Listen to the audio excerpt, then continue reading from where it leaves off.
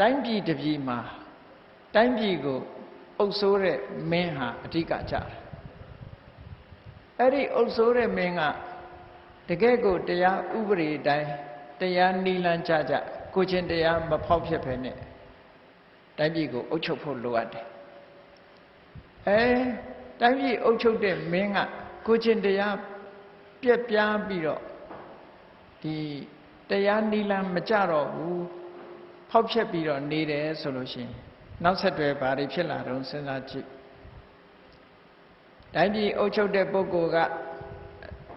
ကြီးကဲကဆိုပါတော့အဲ့ဒီမှာကိုချင်းတရားပြက်ပြားလာပြီဆိုလို့ရှိရင်ဘာဖြစ်တော့မင်းမှုတန်းတွေကိုချင်းတရားပြက်ပါလာဒါခွင်းဆက်ပဲမင်းကကိုချင်းတရားပြက်ပြားရင်မင်းမှုတန်းကိုချင်းတရားပြက်ပြားတယ်မင်းမှုတန်းကိုချင်းတရားပြက်ပြားရင်ဘယ်သူတွေကိုချင်းတရားပြက်ပြားတော့ဆိုဒီအနိကဆုံး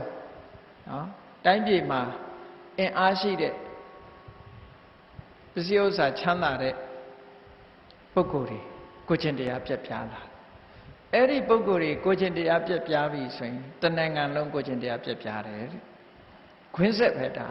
ရှောင်ရှားလို့မရအဲ့ဒါကိုမြတ်စွာဘုရားကဘယ်လိုဥပမာပေးထားတော့ဆိုလို့ရှိရင်နွားအုပ်ကြီးတအုပ်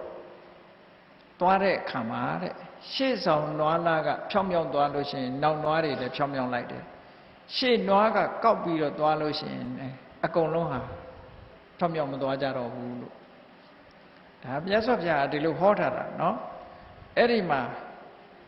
တပ္ပံရထံဒုက္ခံသေတိရာဇာစေဟောတိအဋ္ဌမိကောတဲ့တိုင်းပြည်အုပ်ချုပ်တဲ့မင်းကမတရားတော့ဘူးတရားမဲ့တယ်ကိုချင်းတရားပြပြတယ်ဆိုလို့ရှိရင်တဏ္ဍာန်လုံးဟာဒုက္ခရောက်တယ်လို့ဒီလိုဟောတာ